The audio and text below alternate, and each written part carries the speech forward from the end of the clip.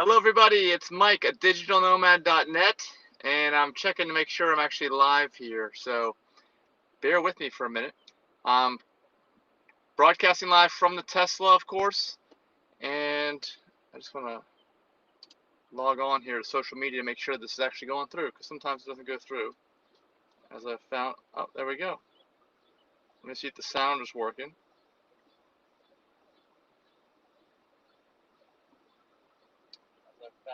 It is.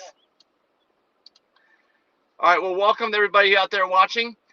Wherever you're watching from, say hi. Tell me where you're from, actually, and we'll get right into this.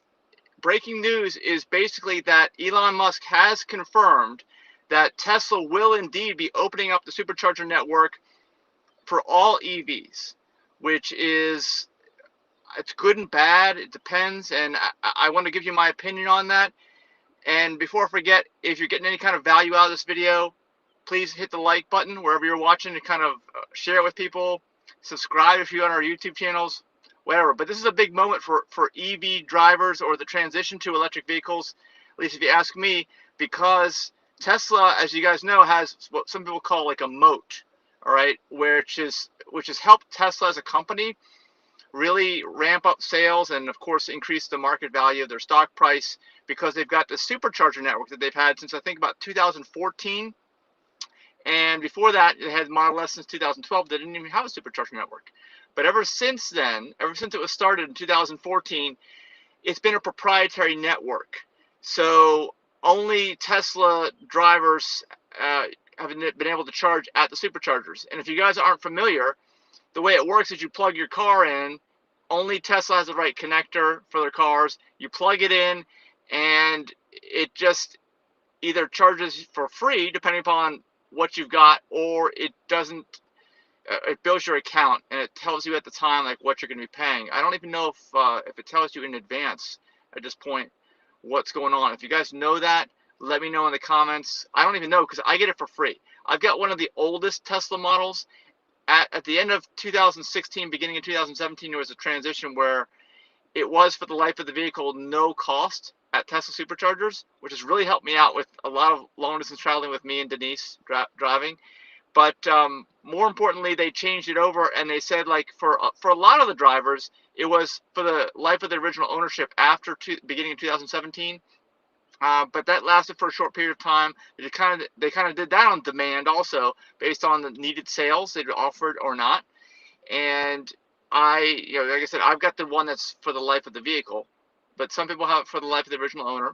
But most people now, most Tesla vehicles, I say at least half, more than half probably, because Tesla's produced so many vehicles recently, are on the pay-per-use cost model for Tesla Superchargers. So they have to pay. And one of the features with this new opening up of superchargers to non-Tesla EVs is going to be a feature called demand pricing, and we're not exactly sure how that's going to work, but the idea is to kind of jack up the rates at the peak demand times as a way to keep people from using the superchargers that don't need to use it.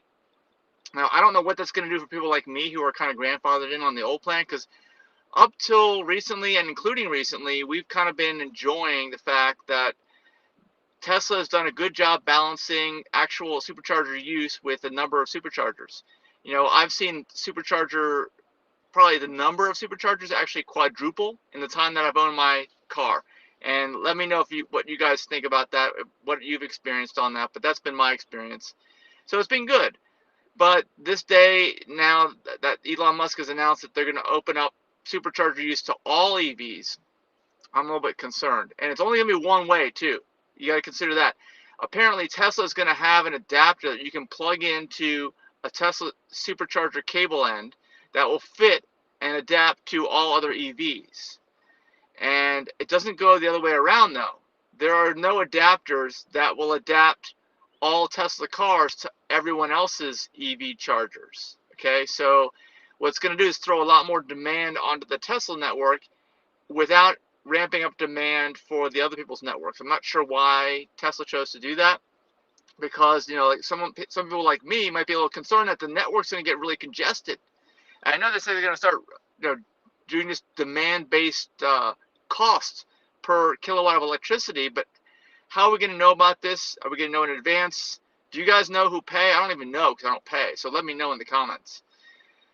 But right now it looks like, I'm hoping that Tesla will continue to expand the supercharger network because, like I said, they've done a great job so far. This is kind of like a watershed moment, or just a big moment in terms of people adopting EVs. If that Tesla's who's got the best network. Everybody, whether it's a Tesla hater or a Tesla member of the Tesla church, neither of which I am, everybody agrees that Tesla's got the best charging infrastructure. So whether it can hold up to this just giant increase in use, we don't know. What are your thoughts? Let us know in the comments below. Only time will tell, and this will be launching in autumn because I'm making this video on, I think, July 26th, something like that, end of July 2021, and everything's supposed to open up in autumn, in the fall. So it's going to be a whole new world out there. I remember not too long ago, when I went to Superchargers, I've had my car for 4.5 years. I met the most interesting, different people at these chargers. Like, everybody was like that. And then I saw the transition to, the lower price cars, which was great because people are adopting them more. And now it's like your average Joe and Jane almost who are there. You don't have to be rich or wealthy to afford a Tesla. It's definitely a step up still, but it's not like it was, 4 years ago. And now, of course, once they open up to all other cars, you'll see like Nissan Leafs, Chevy Bolts, although hopefully the Bolts won't burn down the charging stations, if you follow what's going on with that. So it's going to be just like a regular gas station pretty soon. And of course, along with that, I really do hope that pretty soon, traditional fueling stations, gas, diesel, convert over to electric because we need drive-through superchargers. If you guys know anything about the supercharger network that Tesla has, it's not drive-through. And it's okay if you're driving a Tesla that's being produced now, but I don't think Cybertruck's going to fit in there. I think it's probably going to be too big for a lot of these. And it definitely doesn't work when you're pulling a trailer like I do. It doesn't work at all. So I'm hoping we're going to start seeing the transition. Maybe this is the reason why Tesla's doing this, because Tesla's going to start buying out gas stations. What do you think about that? Turning it into drive-through supercharger units. And will people like me who are grandfathered in at the no-cost model be able to use those new ones? I don't know. I've done lots of videos. If you want to see more videos about Supercharger Network, you can search my channel, adigitalnomad.net. Just type in A Digital Nomad, all one word. Type in Tesla, type in Supercharger. You'll see all kinds of videos that pop up with that. So, but also you'll see, if you look at some of my Supercharger videos from the past, you'll know that a lot of people, everyone since end of 2017, I think, since 2018 early, is under the fair use supercharger policy, which you cannot use Tesla superchargers, apparently. That's still here, no change.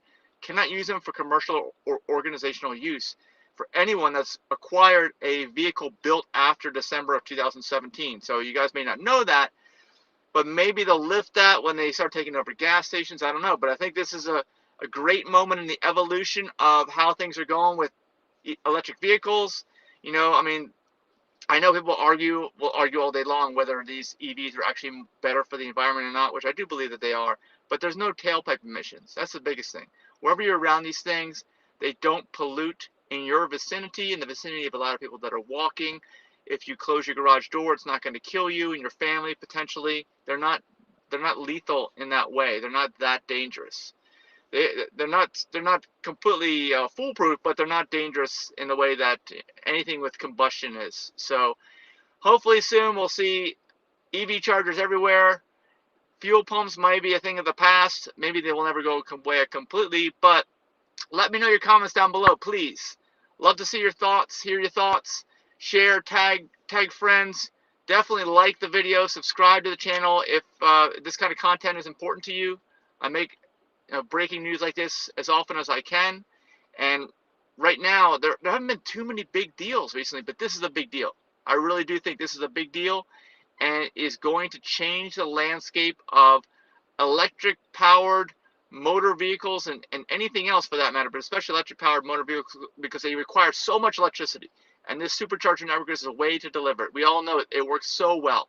So well. And I don't even have a charger at my house, okay? I never have, because of how reliable Tesla's network is. It has been so much more reliable than the other networks. And that may be why Elon and Musk and Tesla have decided not to make Tesla cars charge on other people's networks because those networks have not been that reliable. I think we all know that. And if you don't know that, just know that that is the case. So anyway, that's it for this video.